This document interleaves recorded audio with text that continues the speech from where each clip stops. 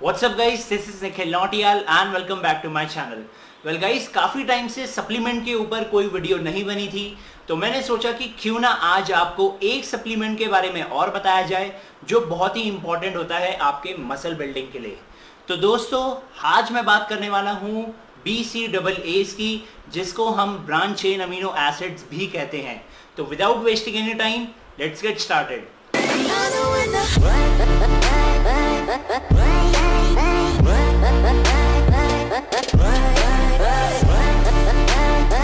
Now first of all guys, every athlete trains to become more faster, more bigger and more stronger.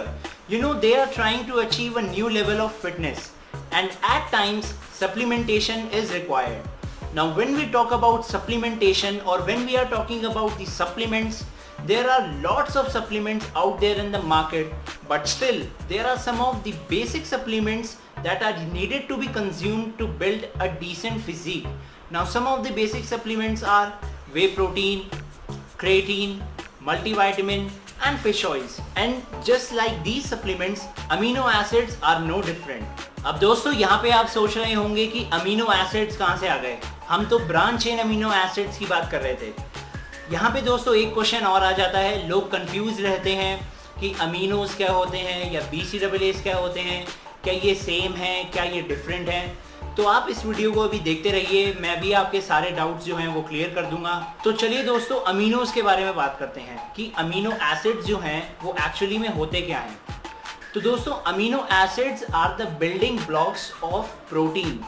जिस तरीके से आपके building blocks muscle के protein होते हैं, that means your building blocks of muscles are protein. Similarly जो protein के building blocks हैं वो होते हैं आपके अमीनो एसिड्स। अमीनो एसिड्स दोस्तों हमारे दो टाइप के होते हैं, एक होते हैं एसेंशियल अमीनो एसिड्स और एक होते हैं non essential amino acids. Essential amino acids दोस्तों हमारे वो अमीनो एसिड्स होते हैं जो हमारी बॉडी खुद नहीं बनाती और वो हमारी बॉडी के लिए बहुत ज़रूरी होते हैं। और जो नॉन एसेंशियल अमीनो एसिड्स होते हैं दोस्तों, वो हमारी बॉडी खुद बनाती है और जिसकी कुछ ज़्यादा ज़रूरत भी नहीं होती। तो दोस्तों, अब आ जाती है बात हमारी यहाँ पे ब्रांच चेन अमीनो एसिड्स की। तो जो हमारे ब्रांच चेन अमीनो एसिड्स होते हैं वो 3 एसेंशियल अमीनो एसिड से मिलकर बनते हैं, जो कि हैं लूसीन, आइसोलूसीन और वैलीन। जब ये तीनों एसेंशियल अमीनो एसिड आपस में ब्रांच्ड होते हैं तो ये तीनों मिलकर हमारे BCAAs बनाते हैं, जो कि बहुत ज़रूरी हैं आपके मसल बिल्डिंग के लिए। तो दोस्तों, अब जैसा कि हमें पता लग चुका है कि ब्रांच चेन अमीनो एसिड्स क्या होते हैं और अमीनो एसिड्स क्या होते हैं, अब चलिए बात करते हैं कि ये एक्चुअली में काम कैसे करते हैं। BCAAs एक्चुअली में हमारे नाइट्रोजन कैरियर्स की तरह काम करते हैं, जो कि अमीनोज को मसल टिश्यू में ले जाकर सिंथेसाइज करते हैं, जिससे एक्चुअली में क्या होता है, BCAs जो हैं वो सिंपलर अमीनो एसिड्स को आपस में कंबाइन करके एक पूरा होल मसल टिश्यू बनाता है, जिससे एक्चुअली में क्या होता है कि जब आप वर्कआउट करते हैं तो आपको अपने मसल में बहुत ही अच्छा पंप मिलता है। दोस्तों, जब हम वर्कआउट करते हैं तो हमारी बॉडी कैटाबॉलिक स्टेट में चली जाती है। कैटाबॉलिक स्टेट का मतलब है कि हमारा मसल ब्रेकडाउन होना शुरू हो जाता है।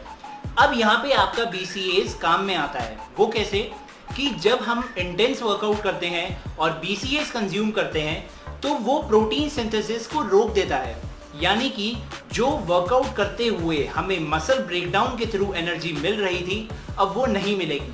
तो यहाँ पे BCAAs का फायदा क्या हुआ कि मसल ब्रेकडाउन अब प्रिवेंट हो जाएगा और हमें वैसे एनर्जी मिलेगी।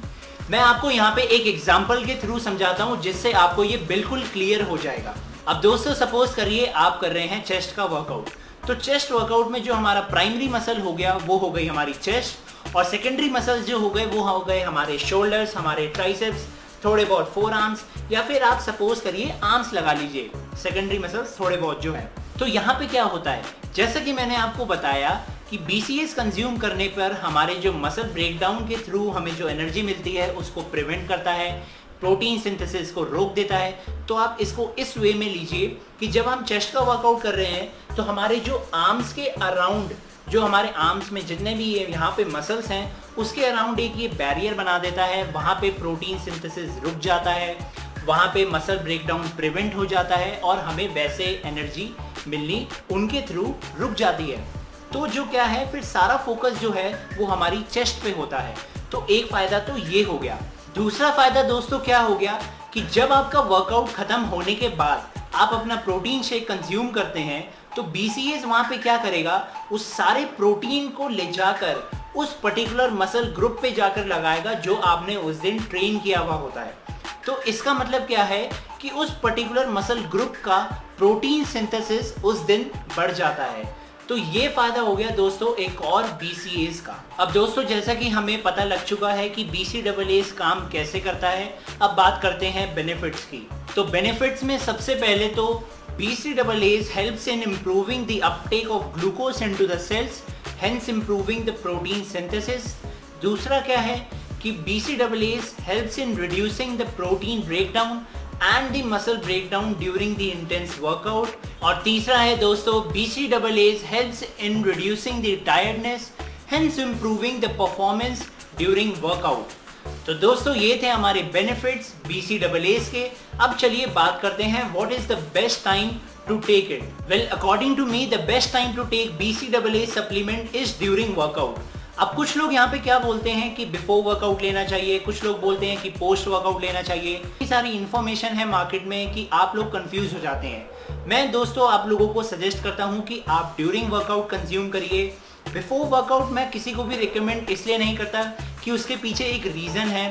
अगर आप चाहते हैं कि वो रीज़न मैं आपसे शेयर करूं तो आप प्लीज़ नीचे कमेंट करिए और मैं आपके लिए एक सेपरेट वीडियो बनाऊंगा पर्टिकुलरली इसी टॉपिक पे कि आपको बिफोर वर्कआउट BCAAs कंज्यूम क्यों नहीं करना चाहिए।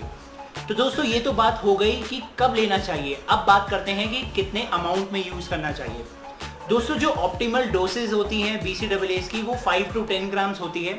तो जो लोग बिगिनर्स हैं यानी कि जिन्हें 6 से 7 महीने या फिर 8-9 महीने हो चुके हैं जिम करते हुए, अगर वो BCAAs कंज्यूम करना चाहते हैं तो वो 5 ग्राम्स पर डे की डोज के साथ चलें। और जो लोग इंटरमीडिएट एंड एक्सपर्ट लेवल पे हैं वो 10 ग्राम्स तक यूज़ कर सकते हैं। तो दोस्तों ये तो बात हो गई हमारे BCAAs की डोसेज की। अब बात करते हैं कि क्या BCAAs कंज्यूम करने से कोई साइड इफेक्ट्स होते हैं। तो मैं आपको बताना चाहूँगा दोस्तों कि आज तक ऐसे कोई भी केसेस नहीं आए हैं कि BCAAs कंज्यूम करने से किसी को कोई साइड इफेक्ट्स हुए हों। BCAAs is one of the safest supplements in the market. और चाहे आपके गोल्स कोई भी हों, चाहे आप मसल बिल्ड करना चाहते हो, चाहे आप फैट लॉस करना चाहते हो, या फिर if you are even trying to maintain your lean muscle mass, you need BCAAs। और मैं हर एक को रिकमेंड करता हूं कि BCAAs जरूर यूज करिए। तो दोस्तों यही सारी इंफॉर्मेशन BCAAs के बारे में मैं आपसे शेयर करना चाहता था और आज के लिए बस इतना ही। आई होप आपको वीडियो पसंद आई हो। अगर आपको वीडियो पसंद आई हो तो प्लीज लाइक करिए और इस वीडियो को अपने उन दोस्तों से शेयर करिए जो सोचते हैं कि BCAAs से साइड इफेक्ट्स होते हैं। And don't forget to subscribe to my channel for more useful videos like this. और दोस्तों आप इंस्टाग्राम पे भी फॉलो कर सकते हैं, लिंक जो है वो मैं डिस्क्रिप्शन में डाल दूंगा। And don't forget to buy some of the cool fitness apparels from Aesthetic Nation. यहाँ पे जो मैंने टैंक टॉप पहन रखी है this is also from Aesthetic Nation. आप मेरा डिस्काउंट कोड यूज कर सकते हैं, डिस्काउंट कोड है निखिल5 और लिंक जो है वो डिस्क्रिप्शन बॉक्स में डाल दूंगा। Alright then, till then stay tuned to Nikhil Nautiyal fitness and I will see you next time. Till then stay healthy.